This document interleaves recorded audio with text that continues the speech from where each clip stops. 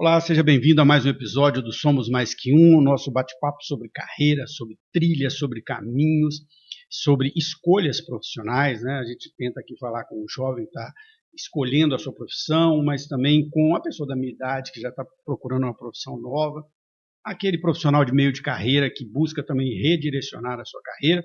E hoje eu vou conversar com uma pessoa que tem os dois lados.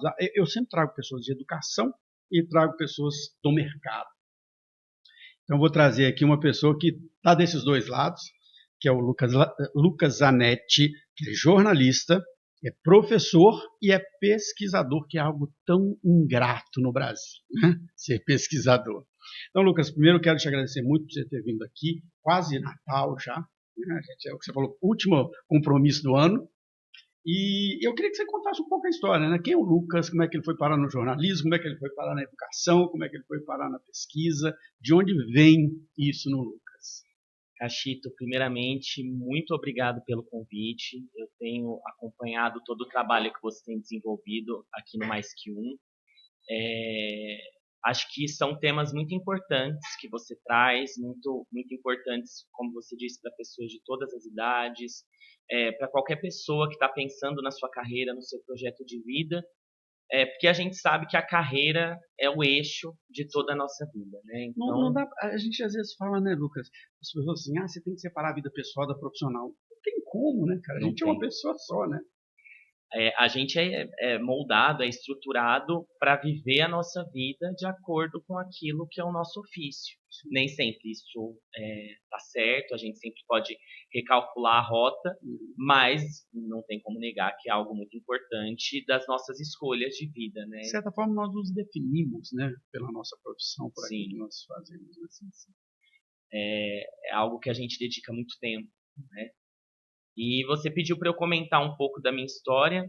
Eu tenho 30 anos, eu sou aqui de Ribeirão Preto mesmo. E eu gosto muito de falar sobre esse tema da educação, o Cachito, porque a educação, eu não tenho dúvida nenhuma de que ela me transformou no sentido mais profundo da palavra. Por isso que eu vim com essa camiseta em homenagem a Paulo Freire.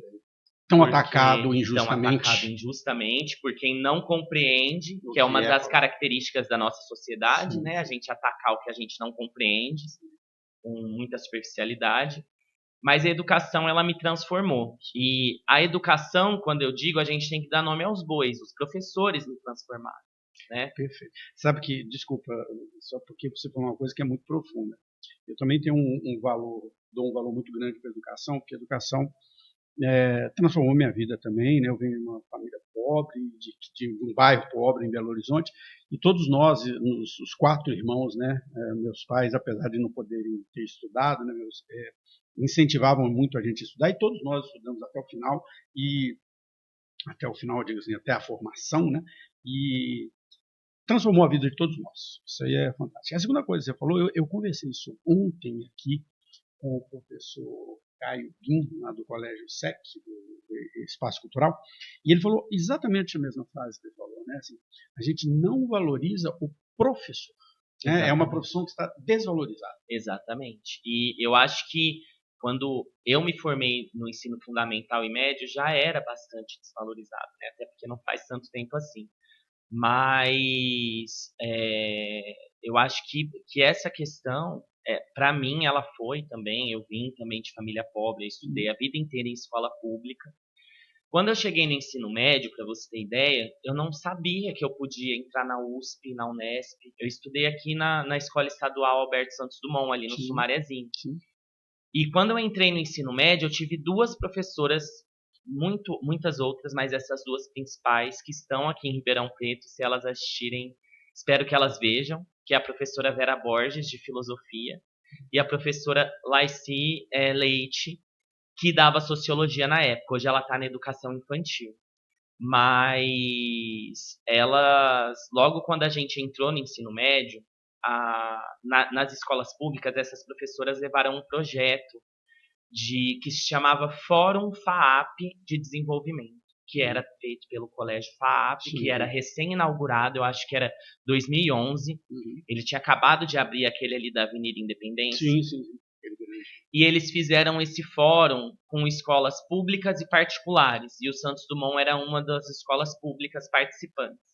Nesse fórum, a gente simulava as conferências da ONU, que na época eram as metas do milênio, hoje são os Objetivos de Desenvolvimento Sustentável, que assumiu ainda uma importância hoje em dia ainda maior, né? Porque até na pesquisa acadêmica, quando a gente faz uma pesquisa, uma tese, está sendo muito comum as universidades pedirem para você explicar qual ODS a sua pesquisa está relacionada. Até o MEC tem cobrado isso muito das instituições de ensino também, né? Tem nos planos de curso, tudo. Exatamente.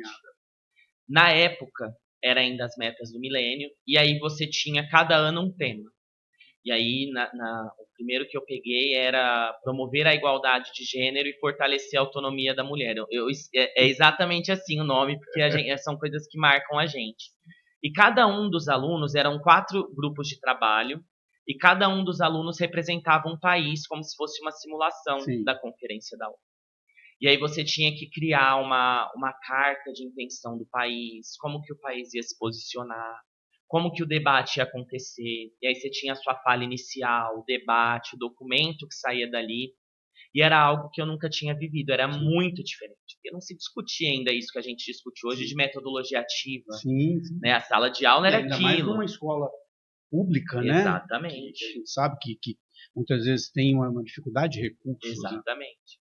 Então, assim, eu sempre fui bom aluno, nunca dei trabalho, assim. Eu sempre falo que eu fui muito mais esforçado do que uma coisa natural, uma inteligência natural, sabe? Que é importante as pessoas entenderem isso, né? Que estudo não é você ser gênio, é você ser dedicado. Os gênios são produzidos também, né? Não é uma coisa, né?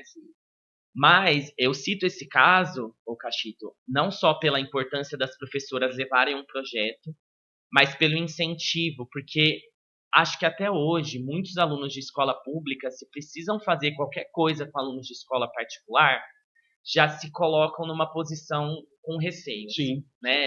E talvez eu não consiga acompanhar, tem muito isso. E nesse evento, o primeiro ano que eu participei, foi a primeira vez que eu me vi como uma pessoa inteligente. Falei, gente, eu consigo fazer isso. Eu posso, eu consigo desenvolver. Que é algo que o jovem, principalmente, que vem de famílias pobres, que vem da escola pública, ele não tem essa confiança, né? Exato. E isso ele não tem uma base sobre a qual construir essa confiança. Exatamente.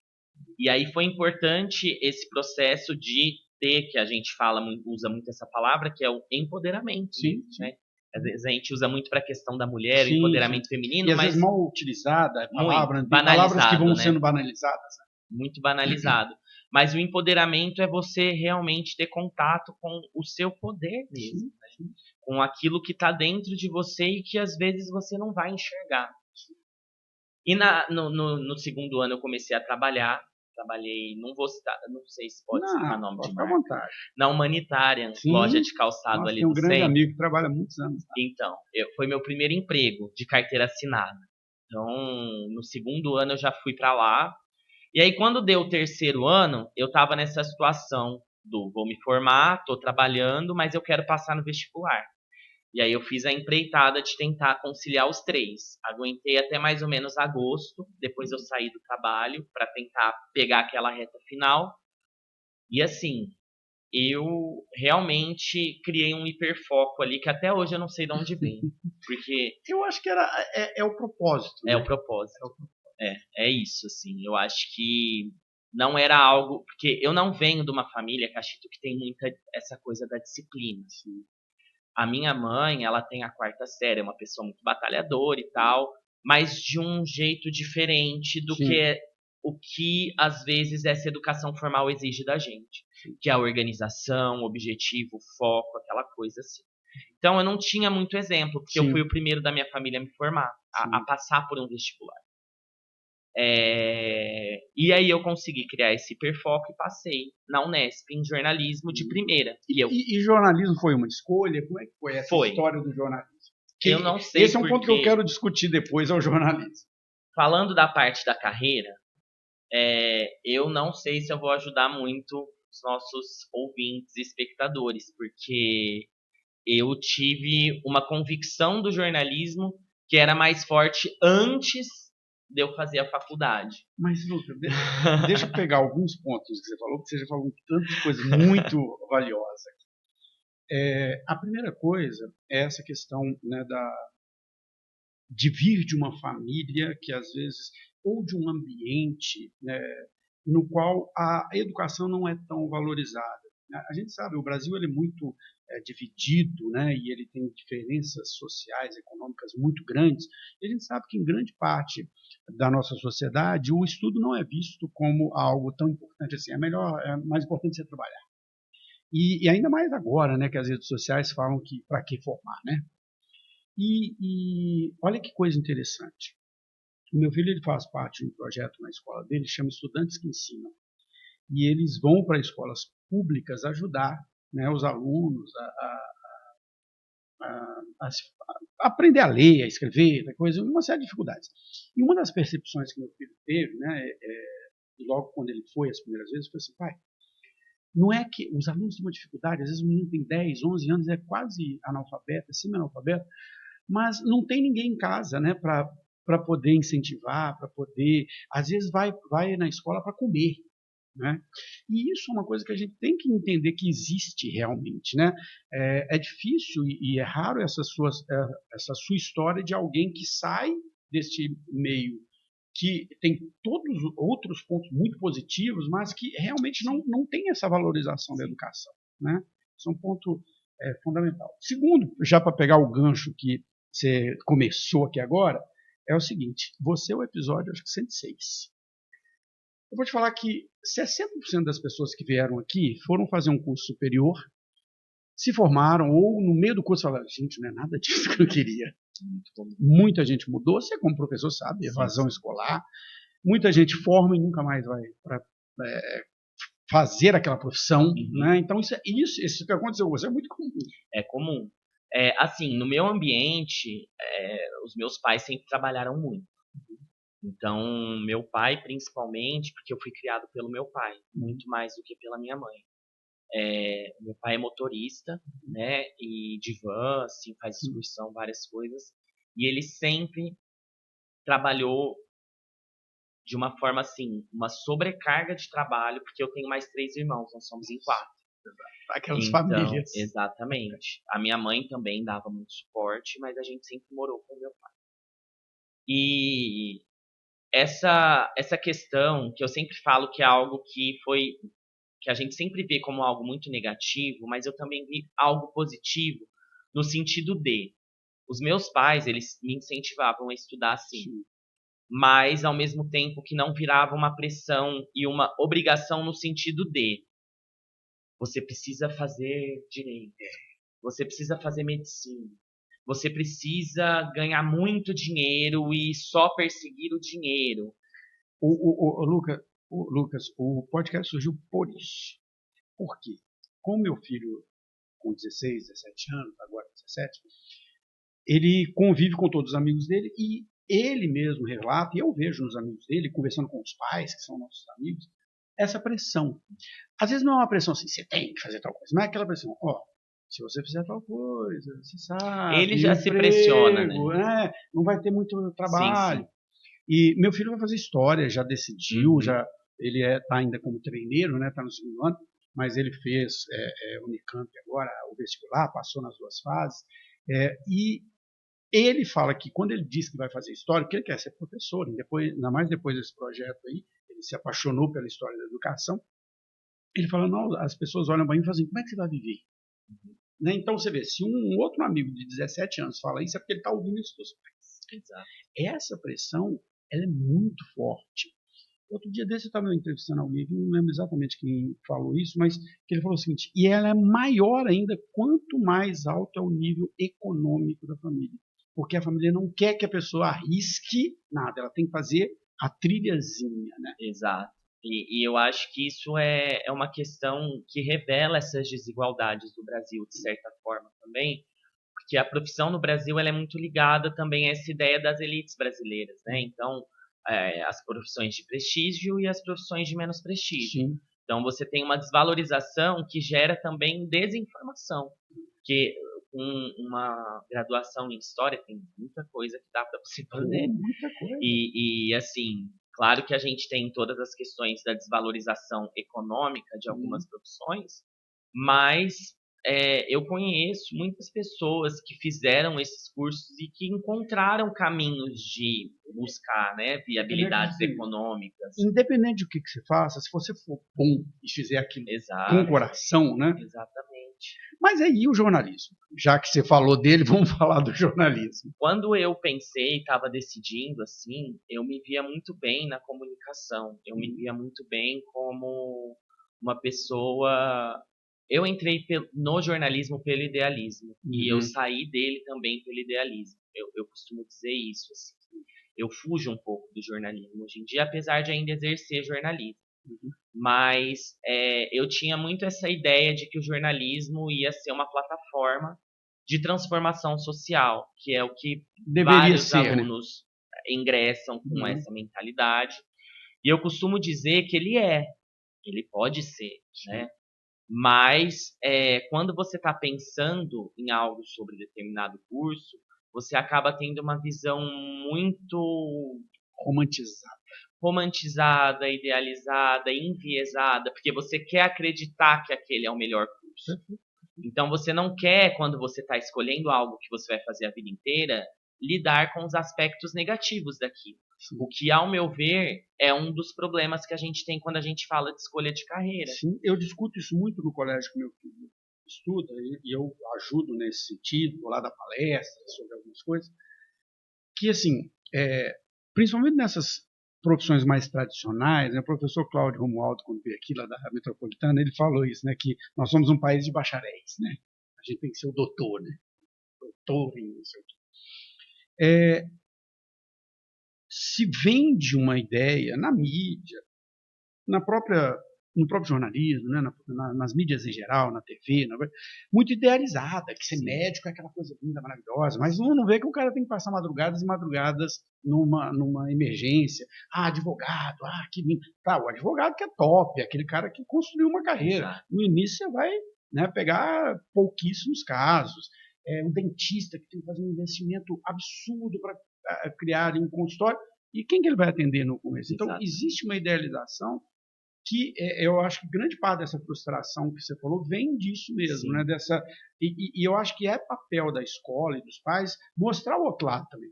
Tá, profissão é isso, mas tem isso. Eu faço com o meu filho, você quer ser professor? A profissão é isso. Só que você acha que você vai sair da faculdade e dar aula numa particular? Você não vai. Você vai dar aula na pública. Se você está vendo a pública como que é. Então, é isso aqui que você quer, beleza, vamos juntos, vou te ajudar, mas saiba o outro lado. Eu vejo isso com alguns pontos, assim. Eu tenho uma sobrinha também, que ela está em idade de vestibular, ela vai fazer o 3º ano agora, e ela tá super angustiada, porque na cabeça dela, ela tem que fazer medicina. Só que quando você observa ela de perto, a gente que conhece, a gente vê que talvez não seja muito perfil. Então eu vejo isso com alguns pontos. O primeiro essa questão de escolher profissão só por prestígio, porque você pode ser muito infeliz, né? E se você é infeliz na sua profissão, você não vai executar um bom trabalho. Além disso, a gente ter mais pesquisa e interesse em conhecer tudo que dá para se fazer dentro de uma profissão. E eu já vou chegar lá dentro do jornalismo, né? Porque às vezes a gente acha que é só reportagem, é só, né, redação, e não é bem assim. E a gente também tem que entender que a gente tem que ter o direito de recalcular a rota se a gente quiser. Perfeito. Você sabe que quando eu disse, né, que eu falo aqui também com o profissional de meio de carreira, porque isso aconteceu comigo e com muitas pessoas que passaram aqui.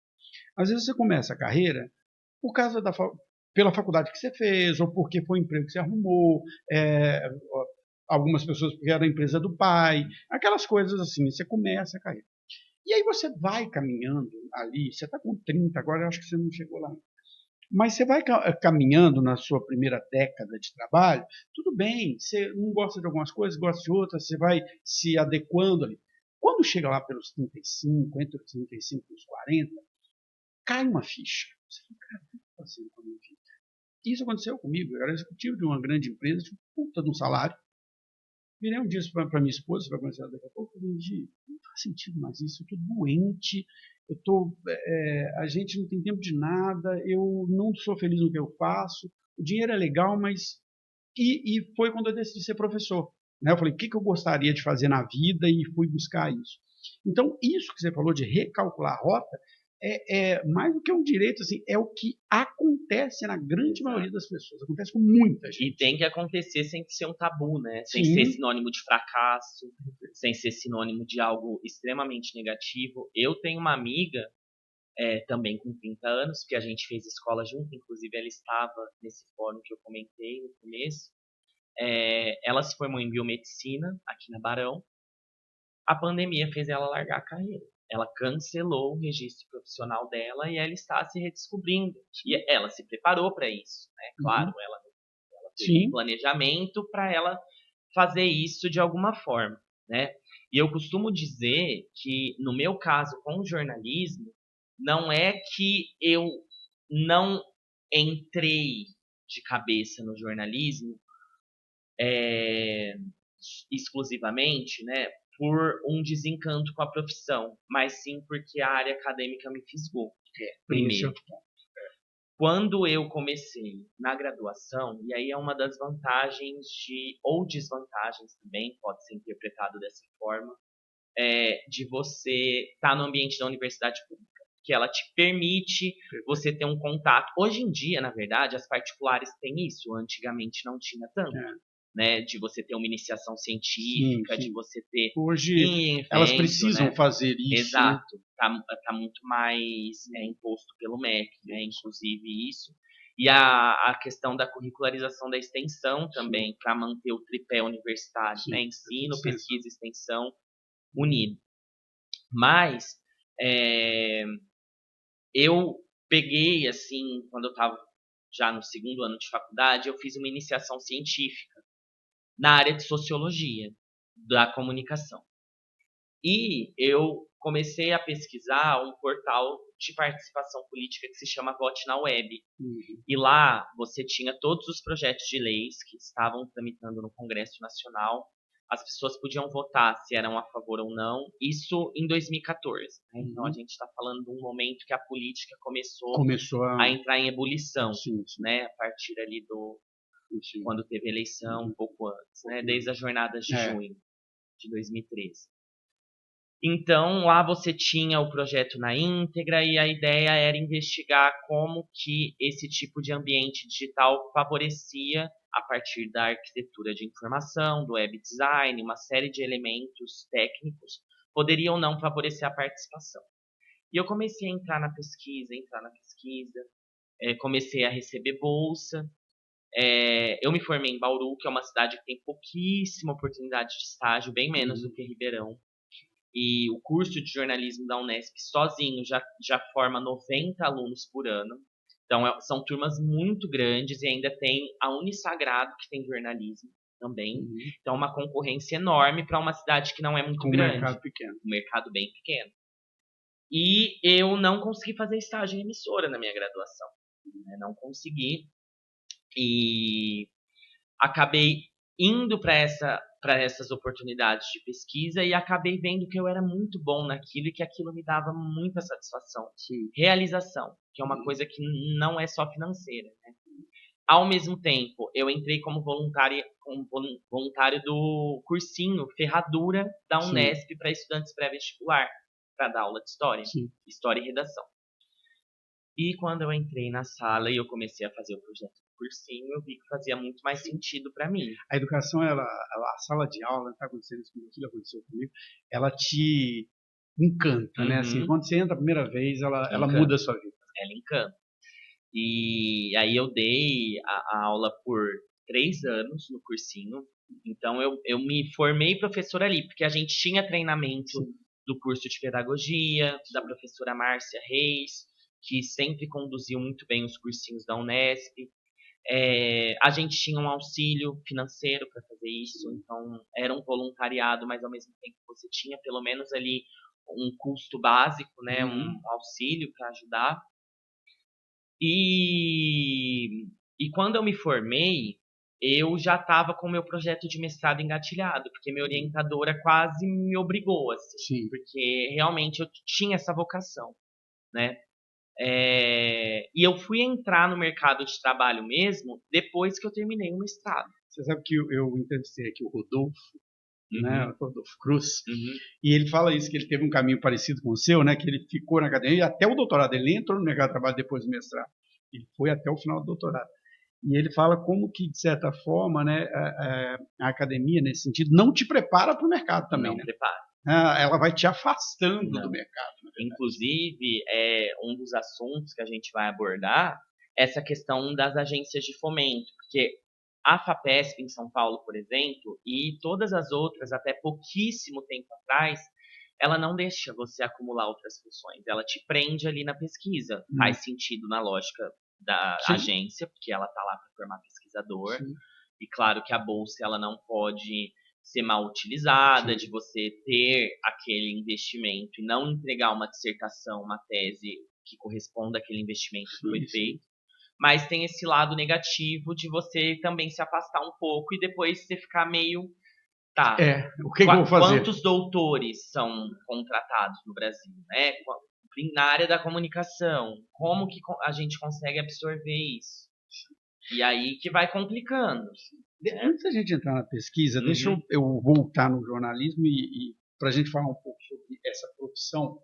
E aí eu vou te relatar a minha três momentos para mim do jornalismo que foram me fazendo entender o jornalismo de uma forma diferente.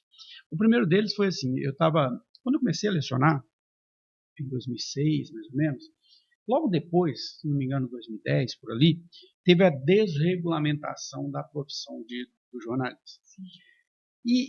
Na época eu era coordenador do curso de administração lá na universidade, e a gente tinha as reuniões de coordenação, e o coordenador do curso de jornalismo, comunicação social, o Juarez, um cara fantástico, o professor Juarez, ele estava revoltadíssimo com aquilo e brigando, né? E eu tinha discussões, eu falei assim, cara, a administração nunca foi regulamentada, qualquer um pode ser administrador, se o cara é bom, ele vai sobreviver, né? Eu tinha essas discussões com ele. Depois, né, cara, e ele sempre falava assim, o problema de você desregulamentar o jornalismo é que qualquer um pode produzir conteúdo jornalístico, só que produzir conteúdo jornalístico sem ter a ciência por trás, o conhecimento, né, o como fazer, é a mesma coisa você colocar uma pessoa qualquer dentro de um laboratório e dar para ele uma. Não, exatamente. vai ter problema. Uhum. E aí depois, quando você vê, não estou dizendo que seja só isso, porque isso é o que aconteceu globalmente, mas quando você vê o crescimento das fake news, quando você vê os canais radicais que a gente tem no YouTube, e mesmo em rádios e tudo mais, você vê que ali há não é um jornalismo, né? É colocar a sua opinião, e dentro do jornalismo cabe opinião, mas o jornalismo precisa ter o outro lado, né? Que não é a opinião, né? São dois tipos de jornalismos diferentes. Então, naquele momento, eu comecei a perceber, pô, o jornalismo tem um valor aqui que não está sendo reconhecido pela sociedade. O terceiro momento, Lucas, aconteceu no ano passado, quando a professora Carmen me convidou para dar aula no curso de jornalismo, e eu falei, o que eu estou fazendo esse negócio? E eu fui dar aula de empreendedorismo para publicidade, propaganda e para o jornalismo, que era um curso que eu nunca tinha. Eu sempre fui da área de administração, de gestão, desses cursos dessa área. E, cara, conhecer os alunos de jornalismo, ver o curso, ver eles trabalhando, ver os prêmios, as participações. Nossa, cara, eu falei isso para a Carmen várias vezes, eu fiquei apaixonado pelo curso, né? Pelos alunos, na verdade, pelos alunos, porque isso é uma outra coisa. A gente, quando vira professor, né, quando esse bichinho pica a gente começa a ver um outro propósito na coisa, né? Eu fiquei muitos anos dando aula em pós-graduação e no ano passado, quando eu voltei a lecionar, eu falei, não, eu quero dar aula em graduação, porque graduação muda a vida das pessoas, né? Você tem um propósito um pouco diferente. E aí, cara, hoje eu enxergo o jornalismo de uma forma bem diferente do que eu enxergava antes, porque eu vejo que, não estou dizendo que é só isso, mas eu acho que grande parte falta de diálogo que existe hoje na nossa sociedade, desse radicalismo, é também a falta de ter um conteúdo jornalístico de qualidade sendo oferecido para as pessoas julgarem. Né? Quando você tem algo que é só opinativo, você vai para um lado, vai para o outro, as redes sociais vão ajudar isso, vão criar as bolhas de opinião, as câmaras de eco, e não tem aquela coisa equilibrada no meio que o jornalismo sempre fez, né? De eu vou ouvir o outro lado agora. Se eu estiver falando besteira, você me corrige. Não tá de forma alguma. O jornalismo, né, o diferencial, quando a gente fala, né, a gente briga tanto com essa questão do diploma, porque o jornalismo ele vem de técnicas, ele vem de compromissos éticos, ele vem de estratégias que se construíram ao longo do tempo, que moldaram um profissional jornalista, que ele já vai saber como que ele tem que fazer para ser objetivo, para fazer a apuração, para não produzir fake news. Claro, isso falando do bom profissional e da boa empresa de mídia, porque a gente caiu, né, numa arquitetura, num ecossistema comunicativo, informacional, onde mesmo quem é profissional às vezes é forçado de abrir mão de alguns desses preceitos, não por vontade, frequentemente, mas também pela lógica que as próprias plataformas digitais trouxeram para o ofício de jornalista. Toda profissão, ela tem a sua visão idealizada, a sua visão teórica, o papel que ela deveria cumprir e a sua visão na realidade. Então, mesmo o jornalismo que a gente chama de industrial, pré-internet, ele já tinha os seus problemas. Sim. Afinal de contas, empresas de comunicação, falando só aqui do Brasil, do contexto brasileiro, são empresas que visam lucro, elas Sim. têm interesse político. Nós temos veículos que apoiaram aí golpes de Estado, Sim. uma série de questões que são muito complexas. Né? Ele sempre vai ter um lado, né? Assim, sempre vai ter um porque lado. É o lado do dinheiro, onde que o dinheiro está. Isso pensando no jornalismo comercial. Sim. Que é importante a gente diferenciar quais são os jornalistas. Sim. Nós temos outros tipos de mídia, e aí o que acontece? Essa ideia da imparcialidade, da chamada objetividade, ela inundou o jornalismo de uma tal forma, mas de uma forma que matou o debate. Por quê? Porque os autores do jornalismo, eles vão falar que a objetividade, a imparcialidade, principalmente, elas são estratégias muito mais comerciais.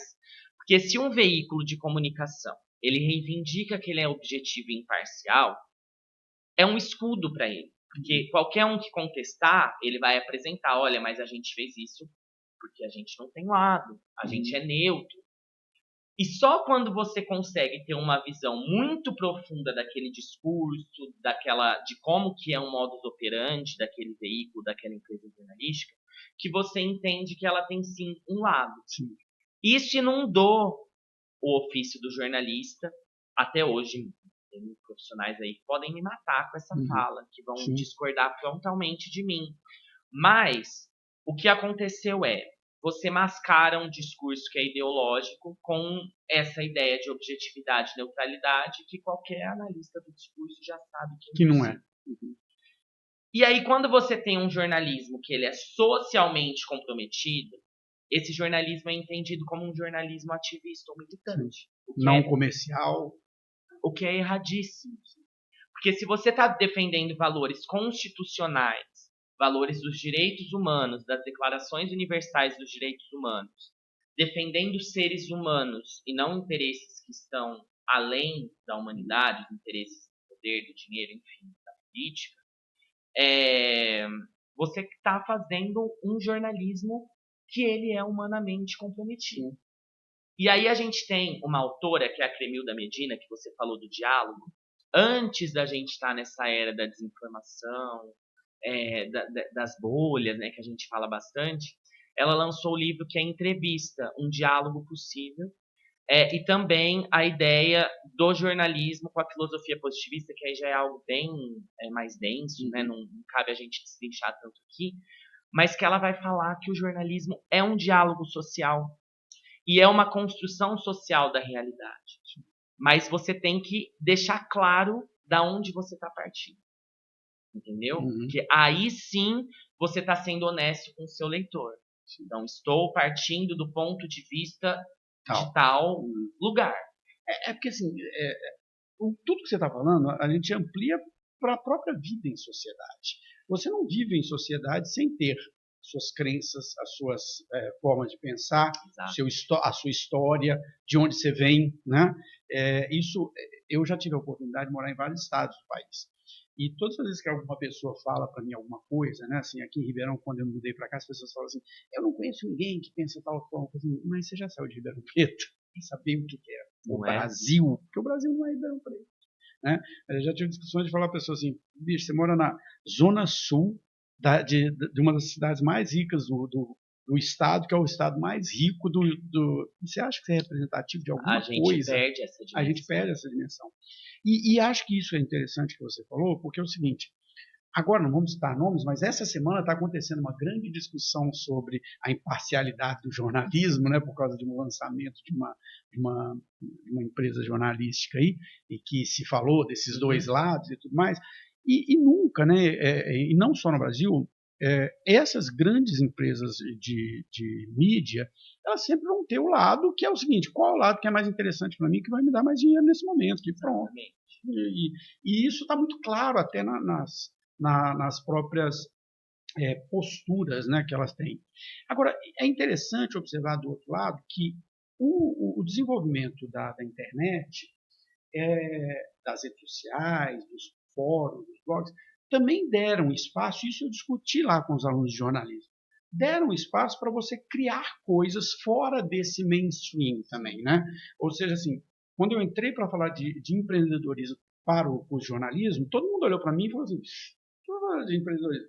E eu falei: cara, você acha que você vai ser jornalista sem ser empreendedor? Porque você vai ter que trabalhar com freelance, você vai ter que produzir conteúdo com um tanto de gente diferente, você vai ter que se vender o tempo todo, isso é empreendedorismo. E eu acho que também abriu um outro espaço, mas que, de certa forma, mesmo esses espaços, vamos chamar de alternativos, eles vêm sendo ocupados também por essa mídia, como você disse, né, que tem esse algo por trás, nesse interesse. Exato. O interesse, ele sempre vai existir. E a gente não tem que crucificar o interesse. Né? É isso que você disse. Todo sujeito, ele tem um discurso e todo discurso tem uma visão de mundo. A gente sempre está falando sobre visões de mundo. Da onde a gente veio, quem a gente é, qual é a minha geração, qual é a minha identidade, qual é meu grupo, qual é a minha faixa de renda. Tudo isso vai se misturando e criando pessoas muito complexas, sujeitos muito complexos. E o jornalismo, ele tem um compromisso que não é com a ideologia, mas ele é com a informação. Então, por mais que você dê enquadramentos, você tem que trazer enquadramentos com base na verdade que pode ser apurada, com base no que é objetivo e não no que é subjetivo. Entende? E complementando com essa ideia que você trouxe do empreendedorismo, para mim, o empreendedorismo é uma matéria extremamente necessária no curso de jornalismo, porque as pessoas confundem empreendedorismo como uma coisa só... Tem uma empresa. Empresa, só lucro, e tem que existir o lucro, porque a gente vive numa sociedade que para você trabalhar você precisa receber, né? Então, para viver você precisa pagar conta. Mas ao mesmo tempo não precisa ser algo predatório. Ele pode ser social, ele pode ter uma causa, ele pode ter um projeto. E é muito importante isso, porque o mercado de qualquer área, não é só do jornalismo, mas ele não é capaz de absorver todo mundo. Não. A gente precisa de criatividade, a gente precisa de ideia, a gente precisa saber pôr ideia no papel, materializar, pegar esses projetos maravilhosos e transformar isso em produtos rentáveis que vão trazer retorno para o jornalista. Vou te dar um exemplo muito simples disso. Tem um aluno que acabou de se formar, você deve conhecer, o Guilherme, bem enrolado ele, mas ele já esteve aqui, gosta dele pra caramba. Mas ele colocou isso em prática. Ele tem lá o blog dele, que já tem 5 anos. Né? Tem 5 anos de história o blog dele. Agora está começando a ganhar dinheiro com aquilo. Então você vê assim, ele colocou isso em prática. Eu trouxe o Guilherme aqui para falar, porque para falar disso. Ele é um exemplo positivo. Positivo. Né? E, aliás, lindo o projeto dele lá, né, que eu assisti lá a apresentação do TCC, achei fantástico. Eu ficaria aqui falando disso um tempo, porque aqui entra uma série de outras coisas. Né? Entra a questão que a gente falou da nossa sociedade atual, extremamente radicalizada, né, em que não há espaços de discussão. Recentemente eu fiz um itinerário formativo com os alunos do segundo ano do ensino médio de uma escola, falando sobre argumentação, sobre como você argumenta, né, e você vê como isso é difícil para essa nova geração hoje. Entra a questão dessa sociedade dividida em pensamentos, em formas de se pensar que são excludentes, né? Ou você pensa como se fosse impossível eu pensar em dinheiro e também pensar no social. Não é, né? Dá para ser os dois, mas de certa forma a gente está em uma sociedade que vê isso de forma excludente, né? Às vezes a gente pensa as coisas de uma forma muito binarista. Ou é uma coisa ou é outra. Ou é o 0 ou é o 1. Não pode. Não. Às vezes é uma coisa e outra. Às vezes dá para juntar as duas coisas, sim. Estava comentando que quando eu saí, quando eu me formei em jornalismo, eu fiz o mestrado, mas eu tinha minha veia jornalista. Lá em Bauru, a gente desenvolveu, e eu fui um dos fundadores desse projeto, um projeto que se chamava Jornal 2, que se propunha a ser uma mídia independente dentro de Bauru, que praticamente não tinha. Então você vê, uma cidade que tem uma universidade como a Unesp, que forma 90 alunos por ano, que é a quantidade de vagas noturno e diurno, não tinha um projeto assim. Né? E a gente desenvolveu, a gente conseguiu depois edital de incentivo à cultura municipal, a gente conseguiu patrocínios, financiadores, né? Só que como era um projeto posicionado ao lado das comunidades mais carentes, ao lado de onde nem sempre o dinheiro está, são projetos que você tem uma dificuldade um pouco maior de arrecadação de recursos, mas não é impossível. Esse projeto ele existiu até pouquíssimo tempo, ele foi tocado por outras pessoas. Eu não fiquei muitos tempo, eu acho que eu fiquei 1 ano e meio nele, porque depois eu também mudei de Bauru, né? Mas ele estava até pouco tempo, mas a pandemia realmente deu uma sufocada, né? Boa nele. E aí acho que ele durou até mais ou menos 2023. Mas tem muitas coisas, né? Esse exemplo do Guilherme, por exemplo, é um ótimo exemplo. Eu acabei de vir de uma banca de TCC lá na Unesp, de uma aluna que ela fez um site, tudo sobre o futebol amador de Bauru, absolutamente tudo, todos os times, toda a história, tudo que tem por trás, e ela levou lá e os caras compraram, assim, sabe? As meninas do oitavo de jornalismo agora, a Carol, a Bia, eu também entrevistei elas aqui, no meu trabalho lá da minha disciplina, elas criaram um podcast, e chegaram a gravar lá, tem aí o episódio. Eu falei, meninas, coloque isso para funcionar, porque, né, tem algo aí que pode ser transformado. Porque elas estavam, quando elas vieram aqui, elas estavam com aquele cansaço do final do curso, que a pessoa fala assim, não vou fazer isso. Não quer mais nada. Deixa eu trazer um pouco a nossa conversa agora para a pesquisa. Eu tenho uma relação com a pesquisa acadêmica um pouco diferente, né? Quando eu fui fazer o mestrado, muitos anos atrás, eu fui porque, assim, já que eu quero ser professor, melhor eu preciso do mestrado, porque isso vai me garantir, né, ter espaços diferentes dentro da carreira de professor. Cheguei lá com um determinado objetivo para ser pesquisado e mudou completamente. Né? O meu mestrado foi muito engraçado, Lucas, porque eu comecei a dar aula para fazer uma disciplina, para ganhar o crédito, né? Eu precisava de um crédito, e eu cheguei para o meu orientador, a gente estava estudando canais de distribuição. Virei para o meu orientador e falei assim, cara, eu estou dando aula, as pessoas não entendem o que eu falo, eu peço para fazer uma conta básica, a pessoa não sabe o que é. Aí ele virou para mim, ele chamava Daniel Moreira, Daniel falou assim, olha, esse é um conceito chamado analfabetismo funcional. Ele era um dos poucos pesquisadores disso no Brasil. Ele falou assim, você quer estudar isso? E aí, a minha dissertação de mestrado é analfabetismo funcional e a capacidade de autodirigir o aprendizado entre alunos de cursos de administração na cidade de São Paulo. E eu fui estudar o analfabetismo funcional em vários contextos, mas especificamente estudando os alunos de administração. E me apaixonei ali pela pesquisa, fui para a academia, comecei a dar aula, tal coisa, mas não fui direto para o doutorado. Até comecei o doutorado, minha esposa engravidou, falei, não está na hora de fazer doutorado, abandonei, tal coisa. E voltei agora, em 2022, até 6 meses, daqui a 6 meses eu preciso defender o doutorado. E, cara, a pesquisa me decepcionou na volta.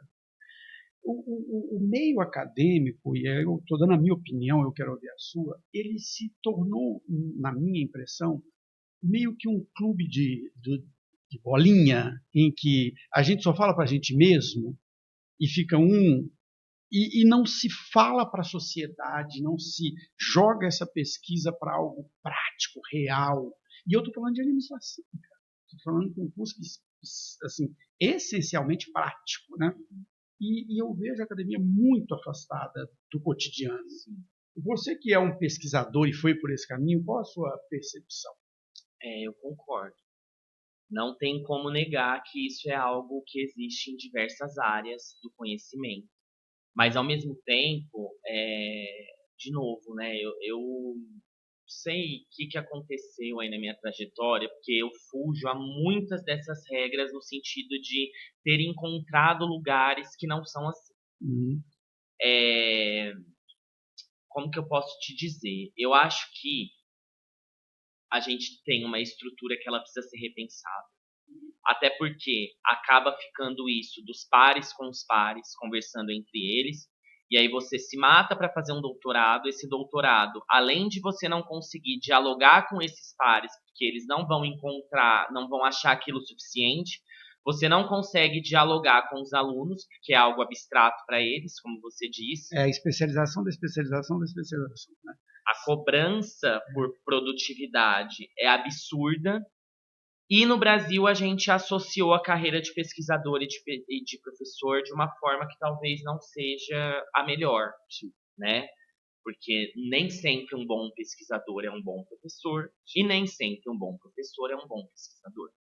Só que eu sempre parto da perspectiva, o Cachito, de que a gente também, na medida do possível, e pelo que eu te conheço, eu sei que você faz isso, fazer essa transformação na nossa vez. Sim. Você virou professor não no mestrado e no doutorado, você virou professor dando aula no cursinho. Porque o mestrado e o doutorado não te ensina a ser professor. Não ensina. Não ensina.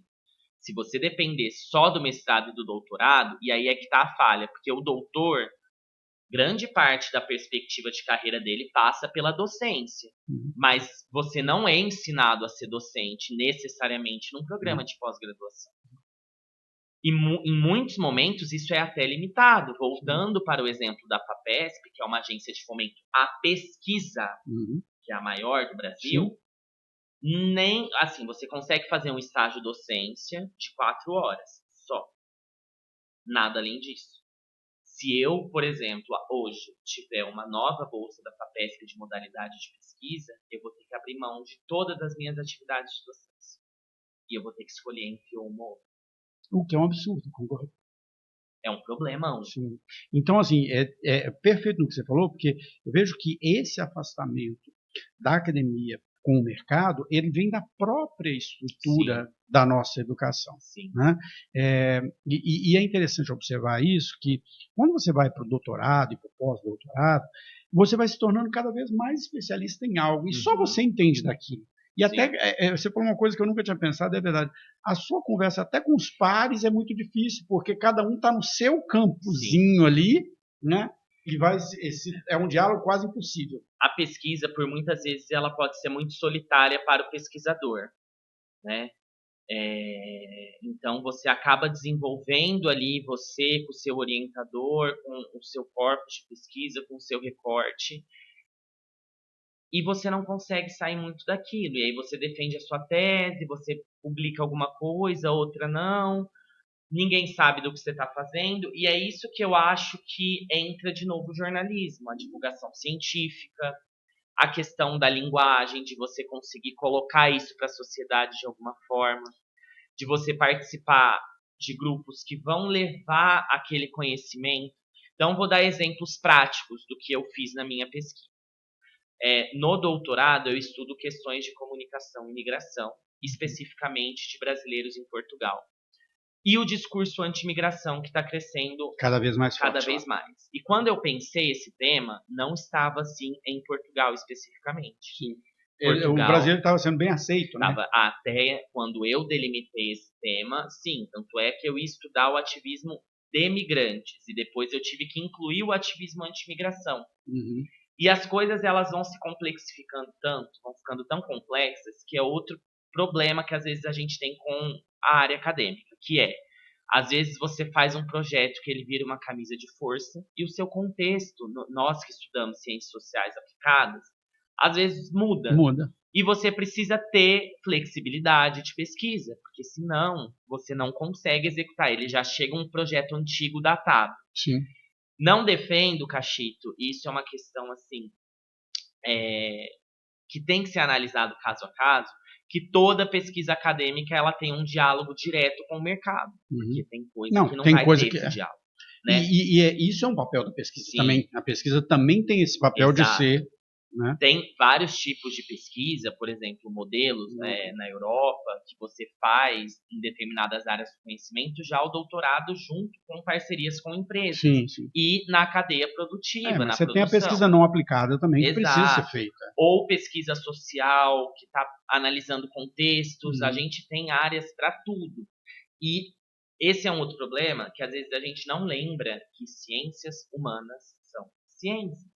E a gente não lembra que ciências da comunicação é ciência e tem que ser analisado cientificamente. Sim, disso. Método científico, seja quantitativo, qualitativo, tem para tudo.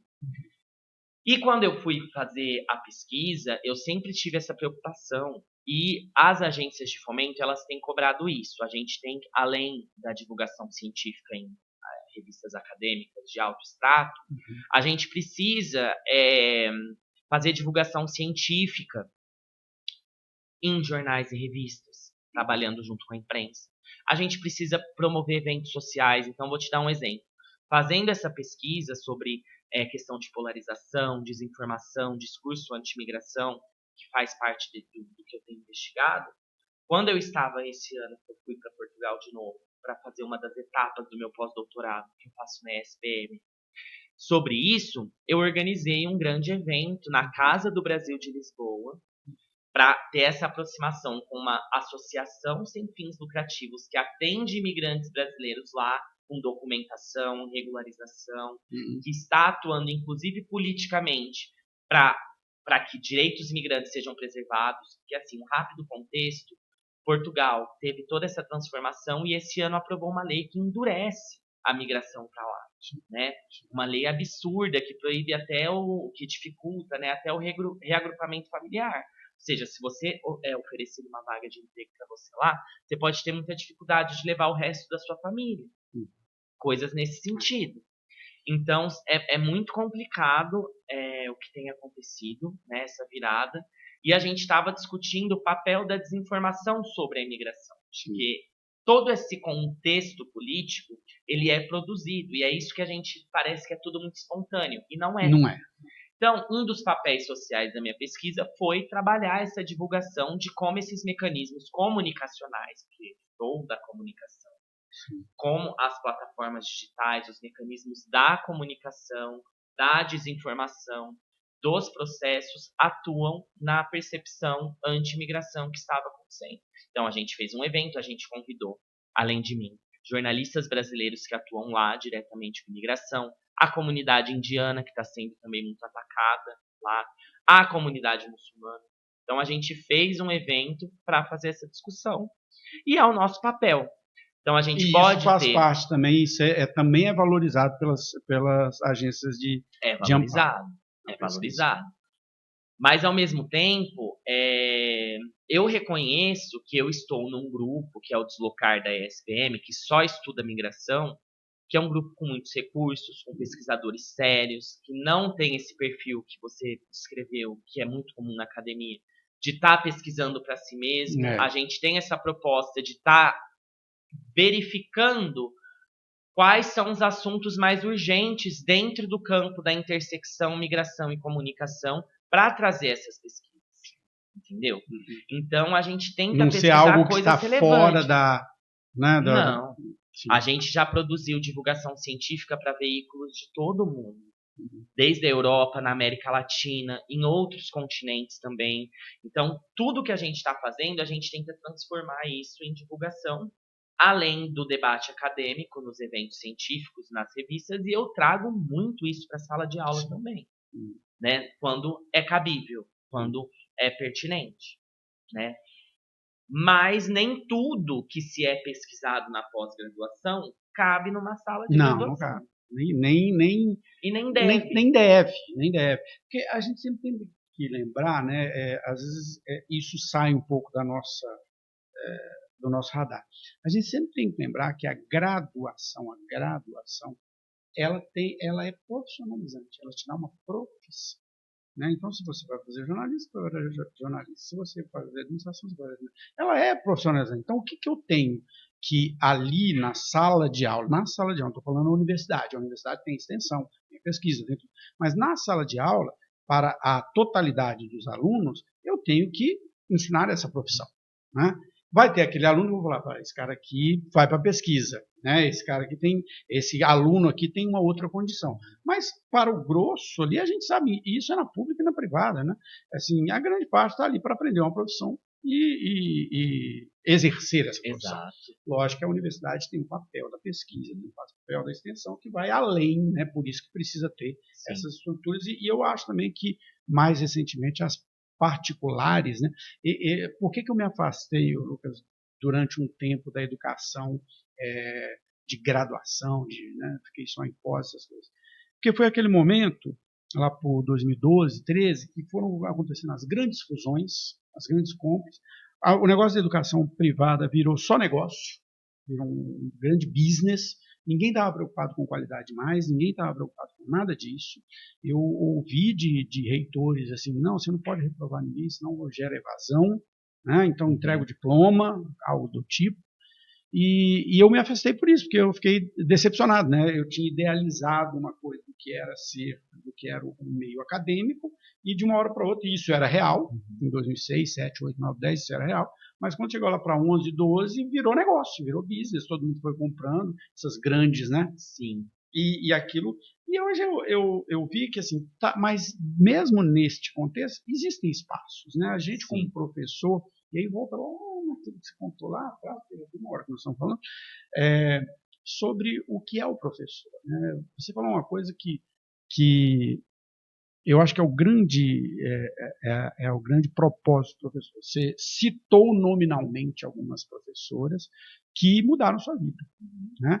O meu filho, quando ele deu a entrevista aqui uma semana passada, ele falou, pai, eu sei que professor não ganha dinheiro, mas, poxa, eu fui lá no início do ano, comecei a ensinar os meninos lá de 6, 7 anos de idade a ler e escrever. E agora, no final do ano, eles estão lendo e escrevendo. Isso é maravilhoso, né? Quer satisfação maior que essa? Então, a educação tem esse lado, e eu acho que é aí que a gente busca essa força, né? Não é bem remunerado, não é bem reconhecido, a gente sabe de tudo isso. A gente tem, na graduação, na minha visão, abrir portas. E a gente tem que deixar elas abertas. Se for na pesquisa, se for na ciência, se for no mercado, se for na docência. Eu acho que essas são as portas que precisam estar abertas. Entende? E a gente precisa encontrar meios de satisfação. A única coisa que eu tento combater é que a única lógica que importa na carreira é a lógica financeira, porque isso não sustenta. Não. Você deu o seu exemplo, você é a prova viva disso. A gente precisa ter propósito. A gente precisa ser fiel a nós mesmos, àquilo que a gente acredita. Porque senão as pessoas adoecem. Por quê? É por isso. Exato. Porque o que eu falo é o seguinte, é uma conta muito simples. Se você trabalha 8 horas por dia, que não são 8, são 9, são 10, em algo que você não gosta, e você precisa dormir 6, 7, 8 horas do outro lado, e você tem que se deslocar, e você tem que tomar banho, você tem que comer, você tem que ir na academia, você tem que ter um tanto de coisa que você tem que fazer. Se você é infeliz nesse 1/3 da sua vida, você vai lá com dor de cabeça, enchendo o saco, não aguenta, você vai levar isso para as outras. Desanda tudo. Todos os outros lados da sua vida. Sim. Né? Então, essa conta ela não fecha. E a gente cai na ilusão, a própria sociedade nos leva a achar que o dinheiro vai resolver esse problema. E eu falo isso com a minha esposa. Os momentos que a gente teve mais quebrado foram os momentos que a gente estava mais junto. Sabe? Parece que o dinheiro ele tem essa ilusão. Não estou desmerecendo, é importantíssimo o dinheiro. Claro. Mas ele não pode ser a coisa que é o seu único drive, né? O seu único, porque a vida é feita desses encontros, essas coisas. Eu falei isso aqui diversas vezes, está ficando até repetitivo nisso que eu estou dizendo, mas é porque ele é muito real isso. O grande ganho que eu tive com o podcast nesse último ano foi isso aqui, cara. Eu conheço o Lucas e ver ele na sala dos professores. A gente não tem tempo de parar para ter essa conversa. E aí você para aqui, fica 1 hora conversando, você tem uma visão completamente diferente da pessoa. Lucas, 1 hora já que nós estamos falando, então vou abrir aqui para você encerrar, fazer seus comentários e depois eu encerro. Eu já vou surfar nisso que a gente está falando mesmo. Eu acho que, assim, eu, dentro da comunicação, eu poderia ter tido oportunidade de estar ganhando muito mais dinheiro. Que eu trabalhei também, eu já fui, né? Não deu tempo de falar muito, mas eu já fui para marketing, eu já fui para comunicação política e marketing eleitoral, que a gente sabe. Dá dinheiro. Então, mas quando eu vi que talvez ali fosse me levar para um caminho que eu acho que é uma característica da minha geração, a gente não paga para ver. Se a gente percebe que a coisa já está levando a gente para longe do que a gente tenta recalcular a rota antes. Eu, pelo menos, sou assim. Essa é uma grande vantagem da sua geração. Grande vantagem. Porque a minha geração ia até o final. Dava murro em ponta de faca, né? Eu, pelo menos, não tenho essa característica. Eu fui traçando uma rota que talvez um pouco mais modesta, né? Não tô falando que também é miserável, pelo amor de Deus. Não deixar que o dinheiro seja a única motor, né? E eu consigo ter satisfação na sala de aula, porque eu amo ensinar jornalismo. Para mim, é um grande motor chegar na sala, ou mesmo em aulas online, você saber que você está transformando. Eu já ouvi cada coisa, a gente como professor, e olha que a minha carreira de professor é muito menor que a sua, então imagino você, né? Então, eu já ouvi muitas coisas assim que para mim pagam muito, é uma questão de satisfação. Eu sinto satisfação na pesquisa porque eu consegui fugir dessa lógica academicista de ficar pesquisando uma coisa sem impacto para ficar dialogando lá comigo e com os pares. Então, hoje eu pesquiso algo que eu sinto que está trazendo efeitos. Que tem um impacto real. Que produzem reflexões, sabe? Reais. Então, isso é muito interessante para mim, pessoalmente, também, além do trabalho. E dentro do jornalismo, quando eu dou minhas escapadas, né, que eu faço temporário, freela e tudo mais, eu consigo exercer algo que eu vejo muito, que é uma satisfação do meu eu adolescente, assim, sabe? Entrevistar, às vezes, um artista, fazer um evento, escrever aquela matéria um pouco mais despretensiosa, aquela coisa ali.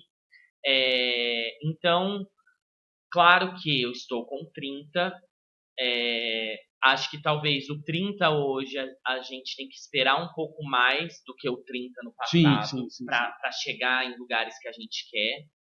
Mas fazendo um balanço, passando a régua, eu estou muito satisfeito, sabe? E com pesquisa acadêmica, que é uma coisa que as pessoas acham que é um bicho de 7 cabeças também. Então, rapidinho para a gente encerrar, a dica saiba escolher o orientador, pesquise direito, saiba escolher a instituição, saiba escolher o tema de pesquisa.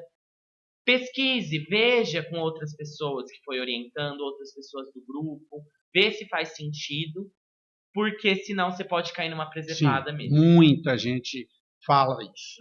Né? Peguei o orientador errado e sofri. Né? Porque, de certa forma, ele é ao mesmo tempo um apoio, mas também é aquela pessoa que vai te colocar, vai te desafiar.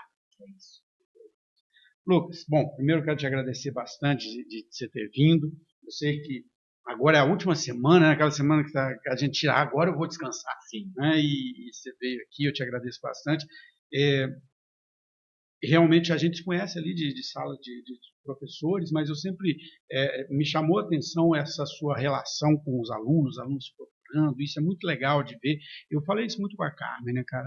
O curso de jornalismo é um curso que hoje muitas vezes é desvalorizado, é visto como um curso que não tem mercado, que vai ter. E o curso ali, né, que a Carmen coordenava e você está nele, é um curso, cara, que você vê as coisas acontecendo, né? Os alunos ganhando prêmio, os alunos indo, produzindo com amor, assim, cara. Eles têm muita vontade. Muita. Eu meio que me apaixonei mesmo pelo curso, por isso eu falei, cara, como é que pode, né, você olhar para o lado e ver coisas que estão ali acontecendo por acontecer, e do outro lado você vê uma coisa pungente, né, as pessoas A veia de motivadas. comunicador você já tem, né? Porque você está aqui, você faz todo o trabalho de comunicação, né? Então já está lá no meio, no lá e cá. Sim, amei. Bom, pessoal, é isso, né? O Mais Que Um é sobre esses caminhos. O Lucas, apesar de ser um cara novo, né, já tem muita história para contar. Eu gosto muito das histórias, porque a história faz a gente entender a pessoa, né? Eu vejo você lá, eu podia ter uma impressão, esse cara aí teve toda a facilidade do mundo. E do outro lado, não, né? Você aprende. Eu gosto muito da história por causa disso. Bom, nós estamos no nosso episódio 106. Tivemos lá o episódio 100, que foi uma grande celebração. E para 2026, nós estamos agora em dezembro, para 2026 temos novidades no podcast. A partir de janeiro eu vou estar de férias, mas a partir de fevereiro a gente vai estar numa casa nova, num outro espaço melhor, mais organizado, porque o podcast está crescendo, graças a Deus, com muito trabalho. E a gente quer continuar tendo essas conversas, que elas são fantásticas. O episódio do Lucas vai estar completo na nossa página do YouTube, na nossa página do Spotify, provavelmente deve entrar no início de janeiro. Os cortes vão estar nas redes sociais, e se você gosta desse tipo de conteúdo, não deixe de nos seguir. Até o nosso próximo encontro.